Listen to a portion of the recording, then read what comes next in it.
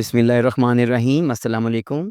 मेरा नाम खुरम बराजा है और मैं इंग्लिश फॉर फ्रीलांसर्स का कोर्स आपके लिए लेके आया हूँ नेक्स्ट एज सॉल्यूशंस की जानिब से। तो देखते हैं आज के लेक्चर में क्या है। तो लेक्चर नंबर 27 के अंदर आज हम देखेंगे कि very important vocabulary for freelancers. बहुत इंपॉर्टेंट वोकैबुलरी, वो अल्फाज जिनकी आपको ज़रूरत पड़ेगी, ख़ास किस्म के अल्फाज जो जिनकी फ्रीलांसर्स को ज़रूरत होती है, वो हम देखेंगे कि वो क्या-क्या हैं। और इसके साथ फिर कॉमन फ्रीलांस फ्रीलांस फ्रेजेस क्या-क्या हैं, यानी फ्रीलांस में कौन-कौन से अल्फाज, कौन-कौन से जुमले आप यूज़ करेंगे ताकि उससे आपका जो है क्लाइंट वो इम्प्रेस हो, उसको उस बात समझ में आए। और ये दोनों बातें ही इम्पॉर्टेंट हैं अच्छी कम्युनिकेशन के लिए। तो आगे चलते हैं और देखते हैं कि क्या चीज़ें हमारे पास आज हैं। तो सबसे पहले हम देखते हैं जो बड़ा इम्पॉर्टेंट लफ्ज़ है फ्रीलांसर। क्या होता है जी फ्रीलांसर? मत भूलिएगा कि हम इम्पॉर्टेंट वोकैब्युलरी पे बात कर रहे हैं। फ्रीलांसिंग की इम्पॉर्टेंट वोकैब्युलरी पे आज हम बात कर रहे हैं। सेल्फ एम्प्लॉयड फ्रीलांसर क्या होता है? Self employed individual offering services online और ऑफलाइन, यानी कि एक ऐसा शख्स, एक ऐसा फर्द जो अपनी सर्विसेज दे रहा हो, ऑनलाइन भी दे सकता है, ऑफलाइन भी दे सकता है। जी, क्लाइंट कौन होता है? द पर्सन और कंपनी हायरिंग अ फ्रीलांसर। ऐसा शख्स या ऐसी कंपनी जो किसी फ्रीलांसर से काम ले रही हो, उसको हम क्लाइंट कहते हैं। मतलब मैं फ्रीलांसर हूँ, मुझे वीडियो एडिटिंग आती है और एक बंदा मेरे पास आता है और वो कहता है जी मैंने आपसे ये काम करवाना है। तो वो जो बंदा मेरे पास आएगा, मैं एज़ अ फ्रीलांसर काम कर रहा हूँ, वो बंदा जो मेरे पास आएगा वो उसको हम क्लाइंट कहेंगे। गिग क्या होता है जी? A specific service offered usually on Fiverr, यानी कि एक ऐसी सर्विस, एक ऐसा काम जो आप जो आम तौर पे फाइवर पे आप ऑफ़र करते हैं। तो इसको हम कहते हैं गिग। आगे चलते हैं। प्रोजेक्ट। प्रोजेक्ट क्या होता है जनाब? अ जॉब और task assigned to a freelancer. एक ऐसा काम जो फ्रीलांसर के ज़िम्मे लगे, उसको हम प्रोजेक्ट कहते हैं। मुझे एक काम मिला, मैं फ्रीलांसर हूँ, मेरा क्लाइंट मेरे पास आया और मुझे उसने काम दिया, उस काम को कहेंगे जी प्रोजेक्ट मिलना। मुझे प्रोजेक्ट मिल गया। प्रपोज़ल क्या है जी? अ रिटन ऑफर और pitch for a project. Proposal जी, एक बंदा कहता है जी मैंने फलाँ-फलाँ काम करवाना है आपसे। वो किसी प्लेटफ़ॉर्म पे आता है, अपवर्क पे आता है, वो आप वहाँ पे एक प्रोजेक्ट जो है वो बताता है कि जी मैंने यही काम करवाना है। तो आप एज़ अ फ्रीलांसर उसको अप्रोच करेंगे और कहेंगे जी मैं ये काम कर सकता हूँ। तो आप उसको प्रपोज़ल देंगे कि जनाब आपका काम ये है, मैं कर सकता हूँ, चलें मज़ीद बात करते हैं। बिड क्या है? A submitted offer with price to win a freelance job. अब आप ऑफर करते हैं, बिड करते हैं कि जनाब फ्रीलांसिंग का काम जो है वो मैं करना चाहता हूँ और मेरी ये प्राइस है और मुझे आपका काम समझ में आ गया है, तो मैं आप मज़ीद आप काम को आगे बढ़ाते हैं, बात को आगे बढ़ाते हैं। तो अगर आपको ये प्राइस कबूल है तो आगे चलते हैं। तो ये बात जब मैं करता हूँ तो इसको हम बिड कहते हैं जी। पोर्टफोलियो सबसे इम्पोर्टेंट चीज़ आ जाती है फ्रीलांसिंग के अंदर। बहुत इम्पोर्टेंट चीज़ों में से एक, a collection of previous work to show skills. हाँ जी, एक फ्रीलांसर, अच्छा फ्रीलांसर जो है उसके पास स्किल्स जो भी हैं, अगर वीडियो एडिटिंग की बात कर लेते हैं, तो उसने पहले से, या ग्राफ़िक डिज़ाइनिंग की बात कर लेते हैं, उसने पहले से कुछ बनाया होता है, कुछ पहले डिज़ाइन्स बनाए होते हैं, कुछ पहले से उसने काम किया होता है। तो जब क्लाइंट आता है बात करने के लिए, हाँ जी, आप क्या-क्या कर लेते हैं, आपका एक्सपीरियंस क्या है? तो आप उस अपना कहते हैं जी पोर्टफ़ोलियो मेरा देख लीजिए, मैंने जो पहले काम किए हैं वो वहाँ पे मौजूद हैं। जिस तरह किसी के पास भी, आप किसी के पास कोई काम करवाने जाते हैं, वो कोई वीडियो बनवाने जाते हैं, शादी की वीडियो बनवाने जाते हैं, ये तो वो आपको दिखाता है जी देखिए मैंने ये वीडियोज़ पहले बनाई हुई। तो अगर आपको मेरा पहले काम पसंद है, जो मेरा पिछला वाला काम है वो पसंद है, तो आइए मज़ीद बात करते हैं। तो इस तरह पोर्टफ़ोलियो आपने बनाया होता है, एक फ्रीलांसर ने पोर्टफ़ोलियो बनाया होता है, जिसके ज़रिए आप नए आने वाले क्लाइंट को बताते हैं कि जी ये देखिए मेरे काम के सैंपल्स हैं और मैं ये इस तरह का काम करता हूँ। तो सैंपल्स शो करने के लिए जिस जगह पे हम जाते हैं उसको कहते हैं पोर्टफोलियो। ये पोर्टफोलियो वेबसाइट भी हो सकती है, कुछ जो आपने गूगल ड्राइव में जगह बनाई होती है वो भी हो सकती है। यानी आपने अपने सैंपल्स शो करने हैं पोर्टफोलियो के अंदर। Milestone, a part of a project tied to partial delivery and payment. जी, क्या होता है ये कि प्रोजेक्ट का एक हिस्सा होता है, बड़ा प्रोजेक्ट था, उसका एक हिस्सा आपने जब कंप्लीट कर लिया तो उसको माइलस्टोन कहते हैं। माइलस्टोन का वैसे ही मतलब है संगे मील। जब आप जा रहे होते हैं किसी लंबे सफ़र पे, तो लिखा होता है जी इस्लामाबाद इतने किलोमीटर, फिर इतने किलोमीटर, फिर इतने किलोमीटर, तो वो माइलस्टोन होते हैं। तो इसके अंदर भी एक माइलस्टोन है कि एक बड़ा प्रोजेक्ट था, उसका एक छोटा आपने पोर्शन कंप्लीट कर लिया, तो आप माइलस्टोन उसको कहते हैं जी मैंने अब इतना काम कंप्लीट कर लिया, अब मुझे आप पेमेंट कर दें और बाकी काम फिर करते हैं। डेडलाइन क्या है जी? The due date for task और प्रोजेक्ट कंप्लीशन। जी ड्यू डेट, आपने 10 तारीख को काम देना था और आपकी डेडलाइन जो है वो 10 तारीख हुई। 15 तारीख को काम देना था, 15 तारीख को आपकी डेडलाइन हुई जी। तो जिस वक्त आपने काम करने की जिम्मेदारी उठाई होती है, वादा किया होता है, आपसे कमिट किया होता है आपने, तो उसमें आप उस टाइम को आप कहते हैं डेडलाइन। वो वक्त भी हो सकता है, वो तारीख भी हो सकती है। रिमोट वर्क क्या होता है जी? Working from any location without being in the client's office. आप क्लाइंट के दफ्तर में नहीं जाते, कहीं और से काम कर रहे होते हैं, आप घर से काम कर रहे होते हैं, आप किसी रेस्टोरेंट में जाके काम कर रहे होते हैं, आप किसी ये जो है इंटरनेट कैफ़े जो होते हैं वहाँ पे जाके काम कर रहे होते हैं। मतलब आप क्लाइंट के पास नहीं जाते, वो आपको काम देता है, आप घर बैठ के या जहाँ दिल करे आप बैठ के काम कर सकते हैं। तो ऐसा काम करने वा को ऐसे काम को कहते हैं रिमोट वर्क। आवरली रेट, अच्छा कुछ प्रोजेक्ट्स ऐसे होते हैं जिनको आपको पर आवर पे किया जाता है। तो उसमें फिर रेट अलग होते हैं। एक तो है ना नहीं मैंने ये वीडियो एडिटिंग करवानी है, आप मुझे 3 दिन तक दे दें। 1 दिन में हो जाए, 1 दिन में दे दें, 2 दिन में हो जाए, 3 दिन तक मुझे मेरा काम दे दें। लेकिन कई लोग कहते हैं नहीं जी हम पर आवर आपको पैसे देंगे, पे करेंगे और पर आवर उसको प्रोजेक्ट को कंप्लीट करें और जितने आप टाइम लगाएँगे उतने आपके हिसाब से आपको पैसे मिल जाएँगे। तो पेमेंट बेस्ड ऑन टाइम यानी पर आवर जो आपका तय हो जाता है, उसके हिसाब से आप फिर पेमेंट लेते हैं अपने क्लाइंट से। इसको कहते हैं आवरली रेट। फिक्स प्राइस जी, ये तो लफ्ज़ आपके लिए नया नहीं है, बहुत जगह पे आपने पढ़ा होगा fix price. A set price for an entire project, एक फिक्स प्राइस, एक सेट प्राइस जो पूरे प्रोजेक्ट के लिए होती है और आप उसको कहते हैं जी मैंने ये काम करना है, मैं इससे कम पैसे नहीं लूँगा, ये काम मैं इतने पैसों में करूँगा। फिक्स प्राइस है जी मेरी, मैं कम नहीं करूँगा। तो ऐसे मौके पे आप और ये उस वक़्त जब उस वक़्त करते हैं जब आप एक्सपर्ट हो गए होते हैं, अच्छे भले एक्सपर्ट हो होते हैं। शुरू में तो थोड़ा कॉम्प्रोमाइज़ करना पड़ता है ना, आपको पता है। इनवॉइस क्या होती है जी? A document requesting payment for service rendered. जी, एक ऐसी डॉक्यूमेंट, एक ऐसी तहरीर जिसके अंदर आपने पेमेंट की बात की हो क्लाइंट से कि जनाब ये मैंने काम किया, वीडियो एडिटिंग की, इसके इतने पैसे हैं, ये मेरी रिक्वायरमेंट है, आपकी मेहरबानी, आप इतने पैसे जमा करवा दीजिए। उसमें पैसे भी लिखे होते हैं और काम भी लिखा होता है कि आपने क्या काम करवाया। Escrow, a third party account that holds funds until work is approved. जी, एक थर्ड पार्टी होती है, मैं हूँ फ्रीलांसर, एक सामने मेरे पास बंदा आया जो कि कहता है जी मैंने वीडियो एडिटिंग करवानी है या वेबसाइट बनवानी है या कोई भी ग्राफिक डिज़ाइनिंग करवानी है। मैंने पेमेंट लेनी है, उस क्लाइंट ने पेमेंट देनी है।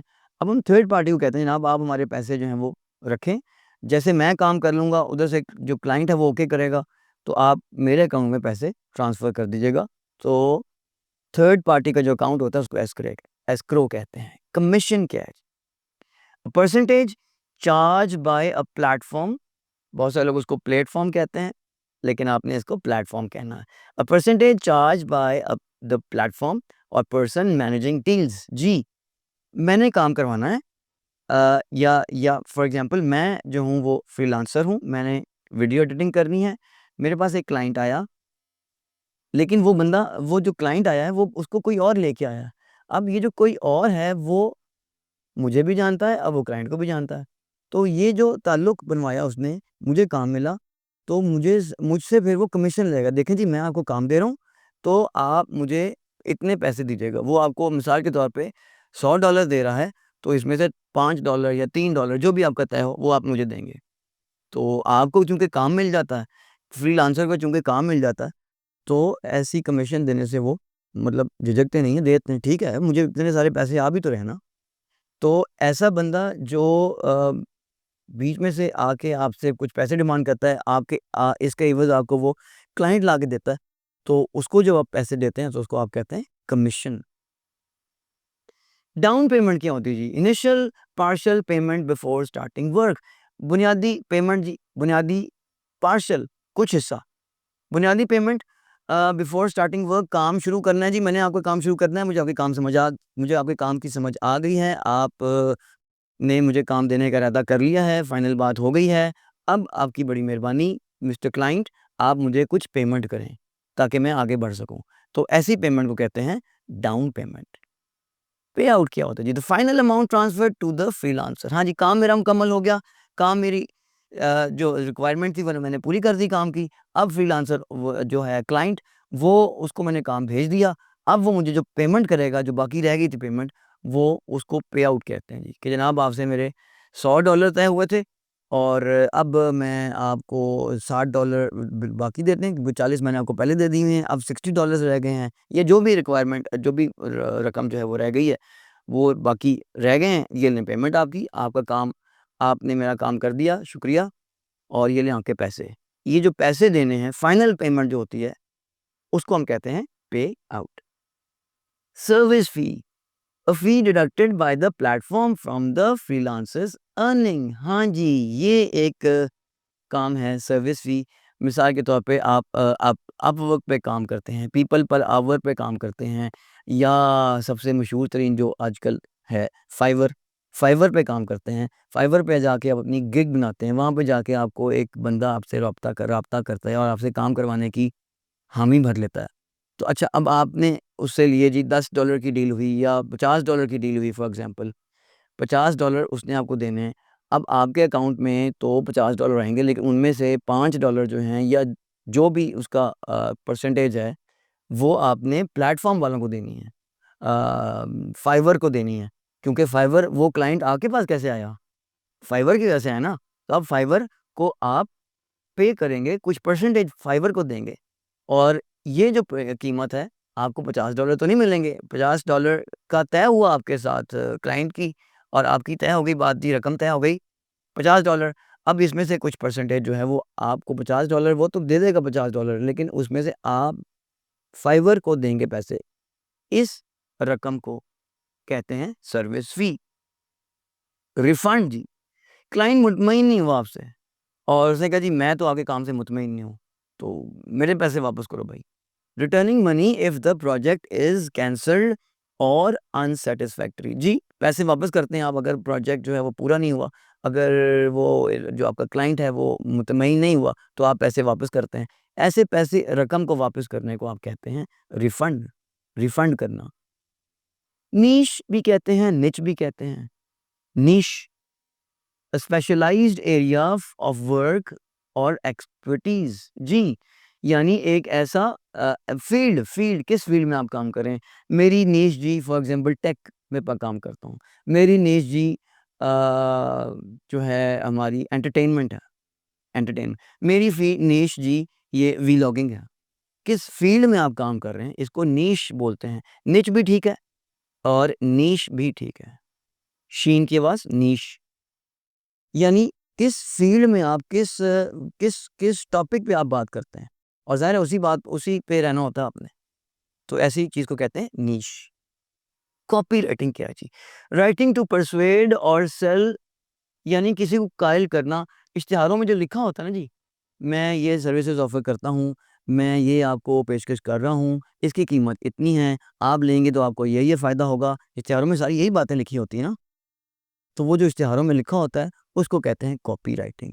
आगे देखिए ब्रैकेट में ज़रा देखिएगा, यूजुअली फॉर एड्स और वेबसाइट्स। जी, एड्स बनाते हैं ना, एड्स में जो-जो लिखा होता है, उसको कहते हैं कॉपी या कॉपी राइटिंग। इसका वो जो कॉपी राइटिंग और जो होते हैं, किसी की पर्सनल चीज़ को यूज़ करना, किसी की ज़ाती चीज़ को यूज़ करना, और आप को कॉपीराइट स्ट्राइक आ जाएगी, यूट्यूबर्स इस तरह से कर रहे होते हैं। वो, इसका उससे ताल्लुक नहीं है, ये डिफरेंट चीज़ है। वो और चीज़ है, ये और चीज़ है। ये सिर्फ़ जो इश्तिहार में आप लिख रहे होते हैं कि जी हमारी प्रोडक्ट के बारे में ये अच्छी चीज़ है, इसको खरीदिए, इसके की कीमत ये है, इसका ये फ़ायदा आपको होगा। ये सारी की सारी बातें जो हैं, ये जो इश्तिहार में लिखी होती हैं, उसको आप कॉपी राइटिंग कहते हैं। एसईओ, सर्च इंजन ऑप्टिमाइज़ेशन, बहुत इंपॉर्टेंट चीज़, बहुत लोगों ने नाम इसका सुना होता है। समझिए ज़रा, techniques to improve search engine ranking. लो जी, मेरी एक वेबसाइट है, मिसाल के तौर पे मैं बेचता हूँ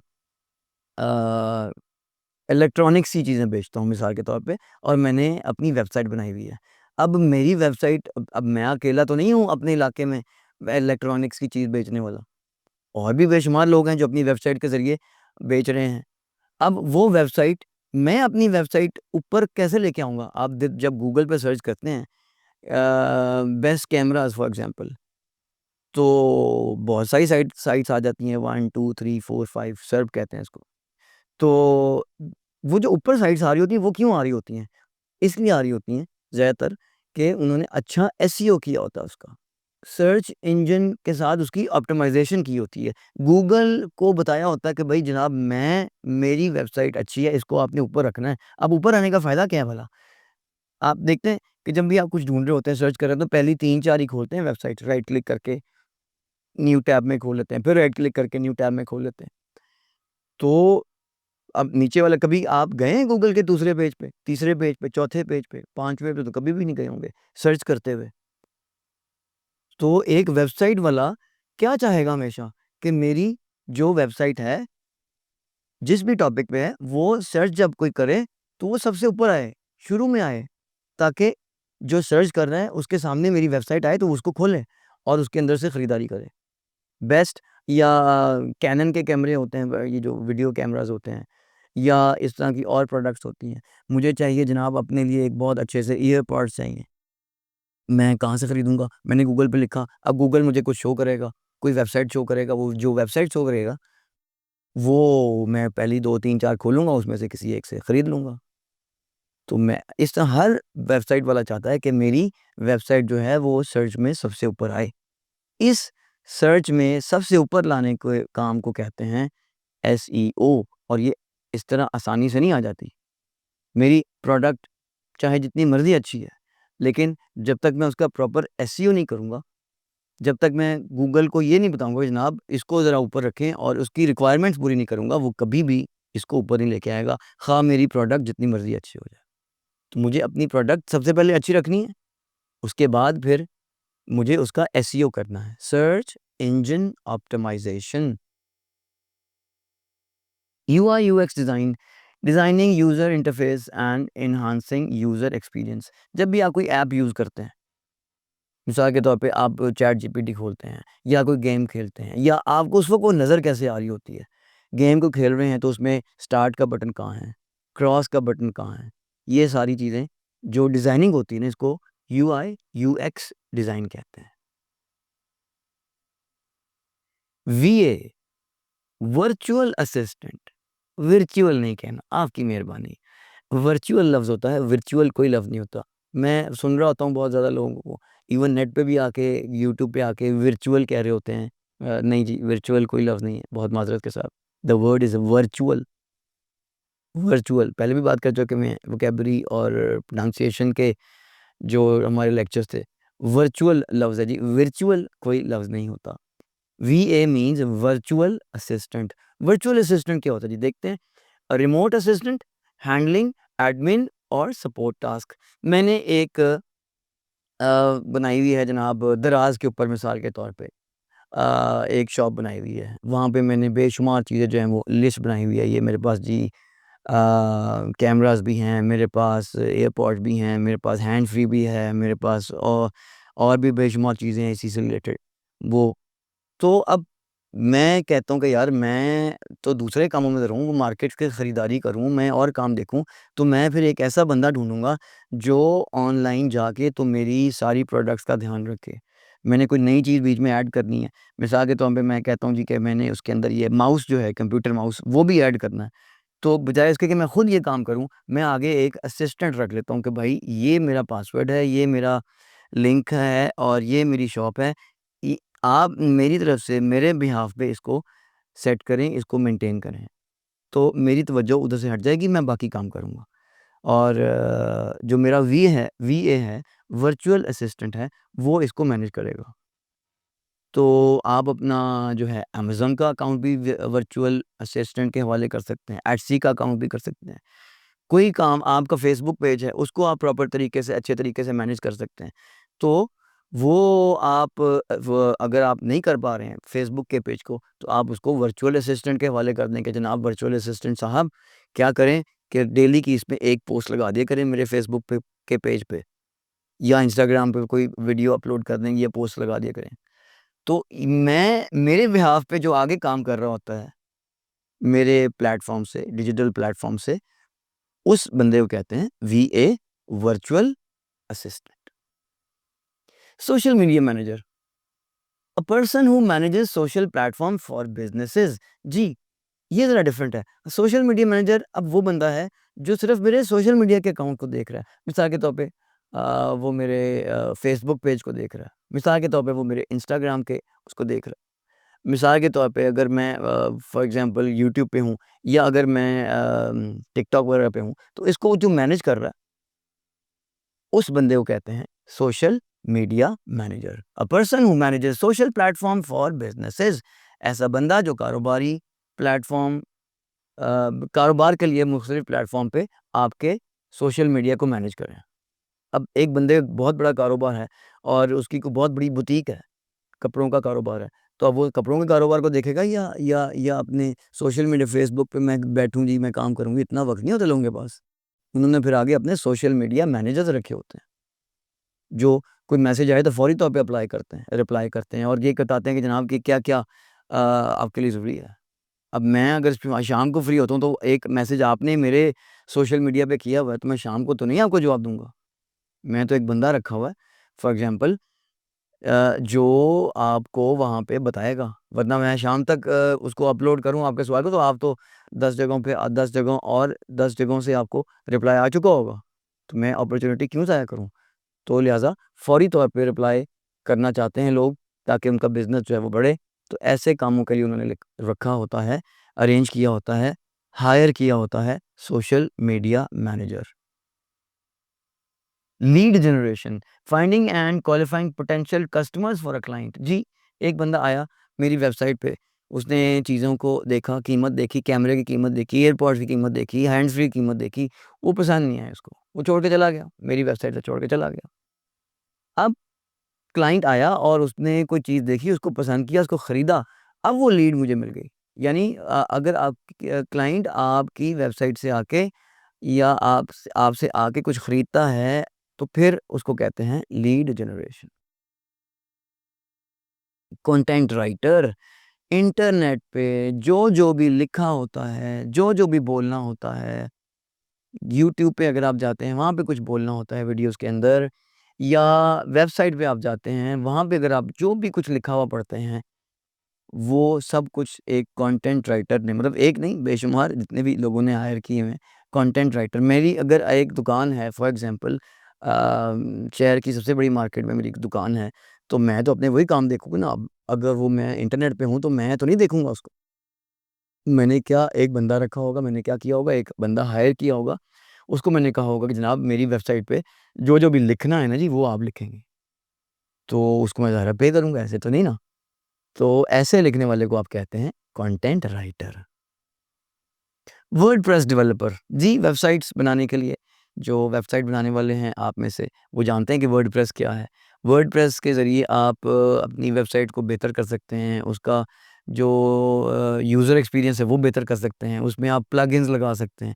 उसको हैंडल करना, अपनी वेबसाइट को अच्छे तरीके से मैनेज करना वो एक वर्डप्रेस डेवलपर का काम है। उसने सीखा होता है कि कौन-सी चीज़ मैं कहाँ लगाऊँ, कौन-सी चीज़ मैं कहाँ लगाऊँ, किसकी मैं अगर मिसाल के तौर पे कैप्स बेचता हूँ, तो कीमत क्या होनी चाहिए? उसकी क्वांटिटी वाली बात क्या होनी चाहिए? ऐड टू कार्ट वाला बटन क्या होना चाहिए? ये सारा काम जो है ये एक वर्डप्रेस डेवलपर समझता है। A developer working on WordPress websites, WordPress में बनी हुई वेबसाइट को जो डेवलप करता है उसको आप कहते हैं वर्डप्रेस डेवलपर। ग्राफिक डिजाइनर की सिंपल सी बात है ग्राफिक्स को डिजाइन करना। A person creating visual content such as logos and banners. हर एक का काम नहीं है, मैंने एक काम नया शुरू करना है, मैं कहता हूँ जी नेट पर जाऊँ और जल्दी से 15 मिनट के अंदर एक लोगो बना लूँ। नहीं जनाब, ये एक बड़ा ग्राफिक डिज़ाइनर ही कर सकता है, एक अच्छा ग्राफिक डिज़ाइनर ही कर सकता है जिसने सीखा हो। कलर स्कीम क्या होनी चाहिए, मिनिमल होना चाहिए उसको लोगों को मिसाल के तौर पे, या उसकी बैकग्राउंड क्या होनी चाहिए, किन-किन कलर्स का इस्तेमाल होना चाहिए, ये मैं नहीं कर सकता। एक कारोबार करने वाला शख्स नहीं कर सकता, ये एक एक्सपर्ट ही कर सकता है। आपको तो बड़ा आसान सा लगता है जी, ये काम बड़ा आसान है। ग्राफ़िक डिज़ाइनिंग, कैनवा के आने के बाद तो लोग कहते हैं बस मसला ही हल हो गया हमारी ग्राफ़िक डिज़ाइनिंग का। लेकिन नहीं जनाब, एक एक्सपर्ट बंदे की बनाई हुई जो प्रोडक्ट है, जो इमेज है और एक जो एक्सपर्ट नहीं है उसकी बनाई हुई, इसमें ज़मीन आसमान का फ़र्क आपको फ़ील होगा। तो ऐसा काम जो ग्राफ़िक्स को डिज़ाइन करने में माहिर हो उसको कहते हैं graphic designer. Graphic graphic designer. Brief क्या होता है जी? अ डॉक्यूमेंट और मैसेज डिस्क्राइबिंग प्रोजेक्ट डिटेल्स। एक ऐसा मैसेज, एक ऐसी ऐसी डॉक्यूमेंट जिसमें आपने प्रोजेक्ट के बारे में बात की हो। जिसमें आपने प्रोजेक्ट के बारे में बात की हो, जी आपने मुझे ये प्रोजेक्ट दिया, मैं नंबर 1 पे ये करूँगा, नंबर 2 पे ये करूँगा, नंबर 3 पे ये काम करूँगा, फिर मैं आपको ये काम होने के बाद बताऊँगा, फिर आप मुझे पेमेंट देंगे। ये एक काइंड ऑफ रोड मैप सा बना होता है। वो आप उसको भेज देते हैं क्लाइंट को कि जी ये इस तरीके से काम होगा इंशाल्लाह ताला। तो ऐसे काम को आप कहते हैं ब्रीफ। या तो डॉक्यूमेंट भी भेज सकते हैं, ईमेल के ज़रिए कर सकते हैं, व्हाट्सऐप या जो भी आपका राब्ते का ज़रिया उसके ज़रिए आप भेज देते हैं इस तरह के काम को। तो आप उसको कहते हैं जी मैं आपको क्या भेज रहा हूँ? ब्रीफ भेज। रिविज़न जी, edits requested by the client after submission. एक काम आपने किया, ग्राफ़िक डिज़ाइन लोगो आपने बनाया, तो क्लाइंट कहता है जी इसमें ज़रा थोड़ा-सा कलर स्कीम चेंज कर दें। या आपने इसको सर्कल लगाए हुए हैं, सर्कल की बजाय आप इसको जनाब क्या कर दें, स्क्वेयर्स बना दें, या थोड़ा-सा डिज़ाइन चेंज कर दें। या आपने चाय का कप मिसाल के तौर पे बनाया हुआ था, इसको ज़रा चाय के कप के साथ थोड़ा-सा ये कुछ खाने वाली चीज़ भी साथ रख दें। आपने बनाया है, इसको थोड़ा-सा चेंज कर दें, इसको एडिट कर दें। फ़ॉन्ट अच्छा नहीं लगा जी, फ़ॉन्ट चेंज कर दें, कलर अच्छा नहीं लग रहा, कलर चेंज कर दें। तो ऐसा काम अब जब एक फ्रीलांसर दोबारा से करता है तो वो एडिट करता है, और दूसरे लफ्ज़ में उसको रिविज़न कहते हैं। तो क्लाइंट आपको कहता है रिविज़न करनी है, आप कहते हैं हाँ जी, कर देते हैं। तो अच्छा फ्रीलांसर एक बड़ा हँस के रिविज़न करता है, क्योंकि उसको पता है कि अगर मैंने इसको रिविज़न कर दी, तो वो मुतमईन हो जाएगा, तो फिर नेक्स्ट टाइम उसके क्लाइंट रिटेंशन के बहुत चांसेज़ हैं। क्लाइंट रिटेंशन भी लगे हाथों सीख लें, क्लाइंट दोबारा वापस आए तो क्लाइंट रिटेंशन कहते हैं इसको।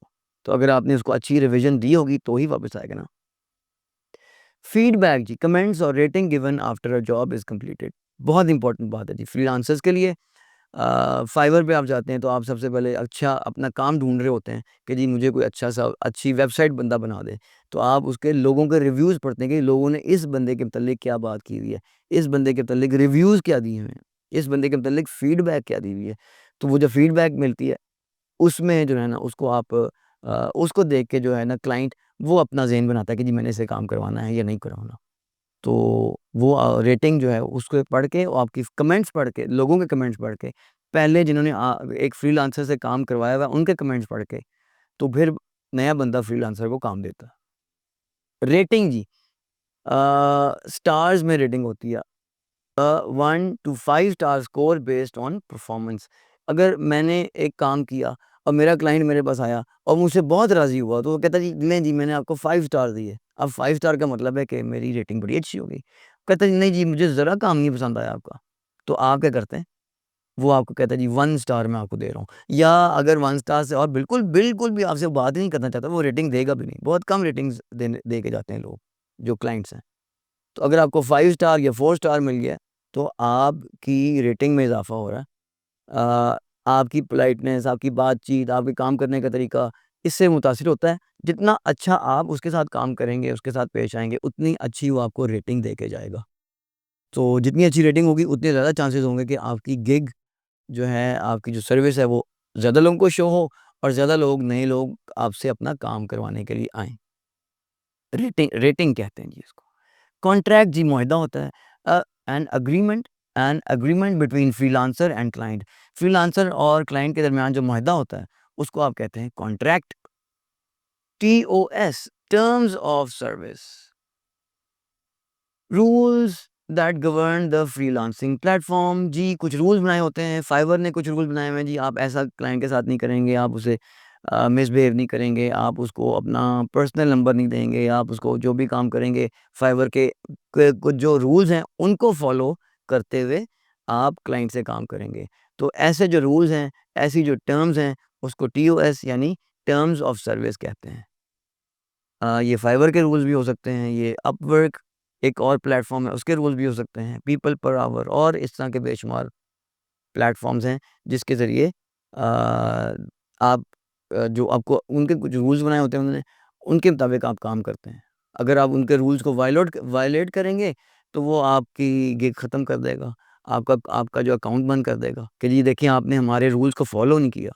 अब हम आपको आपका जो अकाउंट है वो ख़त्म कर रहे हैं। जॉब पोस्ट क्या होती है जी? Public ad describing a freelance job. मैंने किसी से काम करवाना है, मैं फ़ेसबुक पे जाऊँगा, मैं किसी ऐसे प्लेटफ़ॉर्म पे जाऊँगा, वहाँ पे कह दूँगा जी मैंने ग्राफ़िक डिज़ाइनिंग करवानी है, मुझे अपने नए बिज़नेस के लिए लोगो डिज़ाइन करवाना है। तो जो वो लोगो डिज़ाइन करना चाहता है वो आके कर दे। वो मुझसे राब्ता करे मतलब। तो ऐसा जब मैं लिखूँगा ये सब कुछ कि मैंने लोगो डिज़ाइन करवाना है, कोई है लोगो डिज़ाइन करने वाला? तो आ जाए। जब मैं ये बात लिखूँगा और इंटरनेट पे या मैं पोस्ट करूँगा तो उसको कहते हैं जॉब पोस्ट। अवेलेबिलिटी क्या होती है जी? अवेलेबल होना जी सिंपल सी बात है। द टाइम और days you are open to work. जी किन-किन दिनों में आप काम करते हैं? किन-किन दिनों में आप किन औकात के दौरान आपके औकात-ए-कार क्या हैं? काम करने के औकात क्या हैं आपके? इनमें आपने ये बताना होता है। तो आप अपनी अवेलेबिलिटी शो कर रहे हैं जी मैं इस दिन से इस दिन तक काम करता हूँ और इतने बजे से लेके इतने बजे तक काम करता हूँ। ऐसी बात करने को आप क्या कहते हैं जी अवेलेबिलिटी शो कर रहा हूँ मैं। Work diary, a time tracking tool on platform like Upwork. Upwork जी एक जो है ना वो टाइम को ट्रैक करता है, यानी वो ध्यान रखता है कि बंदा जो है वो जो फ्रीलांसर है वो काम कर रहा है, कहीं टाइम इधर-उधर तो नहीं जा रहा, जो क्लाइंट का काम जो दिया हुआ है वही कर रहा है, तो वो फिर आपको ट्रैक करता रहता है। तो ऐसे ऐसे ट्रैक करने को कहते हैं जी आप क्या वर्क डायरी। तो जनाब प्रपोज़ल लिमिट क्या होती है जी? कि the maximum number of job offers you can submit in a period. जी मुख्तलिफ प्लेटफ़ॉर्म पे एक ख़ास तादाद में आप जॉब्स अपनी ऑफ़र कर सकते हैं। उस ऑफ़र करने को आप कहते हैं एक ख़ास लिमिट में ऑफ़र करने को कहते हैं प्रपोज़ल लिमिट। हम जी कॉमन फ्रीलांस फ्रेजेज़ आ जाते हैं। कॉमन फ्रीलांस फ्रेजेज़ क्या हैं? बड़े इंपॉर्टेंट हैं जी, देखिएगा ज़रा। लेट्स कनेक्ट आप किसी से बात करते हैं। पहले तो हमने देखे पिछले लफ्ज़ों में मुश्किल लफ्ज़ देखे हमने जो आपके जो ख़ास टेक्निकल वर्ड्स हैं फ्रीलांसिंग की वोकैब्युलरी के वो देखे आपने। अवेलेबिलिटी देखा, वर्क डायरी देखा, प्रपोज़ल लिमिट देखा। एक-एक, दो-दो लफ्ज़ देखें। अब आपने किस तरह की बात करनी है, वो जो फ्रेज़ेज़ हैं, अल्फ़ाज़ का मजमूआ है, वो क्या कहना है? मिसाल के तौर पे पहले ही देख लेते हैं, आपको और समझ आ जाएगी। लेट्स कनेक्ट लेट्स कनेक्ट जब आपसे एक क्लाइंट की बात हो गई, आपने उसको कहा जी कुछ वो अगर आपको लगता है कि आपकी बात बनने लगी है या आपका क्लाइंट आपसे बात करना चाह रहा है, तो आप कहते हैं जी लेट्स कनेक्ट आइए जी बात करते हैं। Let's talk about working together आएँ बात करते हैं। Available for new projects. हाँ जी, मैं अवेलेबल हूँ, आई एम फ्री। जब आप ये कहते हैं अवेलेबल फॉर न्यू प्रोजेक्ट जब आप ये कहते हैं, तो आप कहना चाह रहे होते हैं I am free to take on new work. मैं नया काम करने को तैयार। Looking forward to hiring looking forward to hearing from you, waiting for your response. जी, जब आप ये कहते हैं looking forward to hearing from you, तो आप ये कहना चाह रहे होते हैं जनाब मैं आपकी तरफ से रिस्पॉन्स जो है वो उसका मैं वेट कर रहा हूँ। अब आपने बात कर दी है, मैंने जो मुझसे जो आपने बात पूछी, मैंने जो अपनी बात करनी थी वो कर ली। अब I am looking forward to hearing from you. मैं अब आपकी तरफ से आपके रिस्पॉन्स का मुंतज़िर हूँ। आई कैन स्टार्ट इमीडिएटली जी, फौरी तौर पे मैं काम स्टार्ट करता हूँ। क्लाइंट की आपसे बात हुई, कहता है जी हाँ जी, कब काम शुरू करेंगे? आप कहते हैं जी मैं फौरी तौर पे एकदम अभी काम शुरू कर दूँगा। I can start immediately, ready to begin work right now. मैं अभी ही काम करने को तैयार हूँ, मैं फ्री हूँ और मैं काम करने को तैयार हूँ। This is out of scope. हाँ जी, ये नहीं हो सकता। This task is not included in the agreed project. Agree लफ्ज़ होता है जी, मैंने पहले भी ज़िक्र किया हुआ है, एग्री नहीं होता, agree. This task is not included in the agreed project. ये उसमें शामिल नहीं है। तो चंद फ्रेजेज़ और हैं जी, बने रहिए हमारे साथ, देखते रहिए। Please find attach document. Please find attach, आप बात क्या करें जी, उसको बता रहे हैं कि जनाब आपकी मैंने जो फ़ाइल है वो बना दी है, आपका प्रोजेक्ट मैंने कंप्लीट कर दिया है, ये मिसाल साथ जो है वो फ़ाइल भेज रहा हूँ, तो वो उसको चेक कर लें आप। यानी आपने डॉक्यूमेंट साथ अटैच कर दिया है। एक काम आपने किया, उसको आप मैसेज करेंगे जी मैंने इस मैसेज के साथ एक जो मैंने आपने जो मुझे टास्क दिया था वो कंप्लीट कर लिया है, मैंने लोगो डिज़ाइन कर लिया है, मैंने बैनर डिज़ाइन कर लिया है, तो ये ले लें।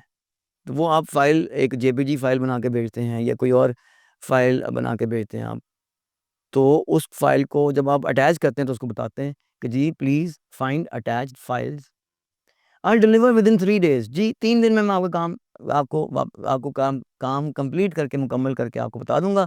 Work will be done in 3 days. आप जनाब कहते हैं कि 3 दिनों में आपका काम मुकम्मल हो जाएगा। तो ये कहने के लिए आप अच्छी इंग्लिश क्या है? आई will deliver within 3 days. Do you need revisions? हाँ जी, आपने काम कर दिया। अब आप क्लाइंट से पूछते हैं कि जनाब asking if changes are required, मैंने काम कर दिया है, कोई इसमें काम कुछ चेंजेस करनी है तो मुझे बता दीजिए। Let's finalise the contract. जी, कॉन्ट्रैक्ट फाइनलाइज़ करते हैं जी, आ जाएँ।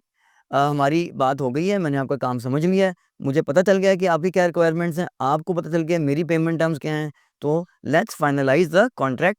तो फाइनलाइज़ करते हैं जी, फाइनल हो रहा है काम। तो अब इसके बाद फिर आप फाइनलाइज़ करें, फिर मैं काम शुरू करूँ। तो जनाब, ये था हमारा आज का लेसन, और अगले ही लेसन में जल्द मिलते हैं, मुलाकात करते हैं। तब तक के लिए इजाज़त दीजिए। अस्सलाम वालेकुम।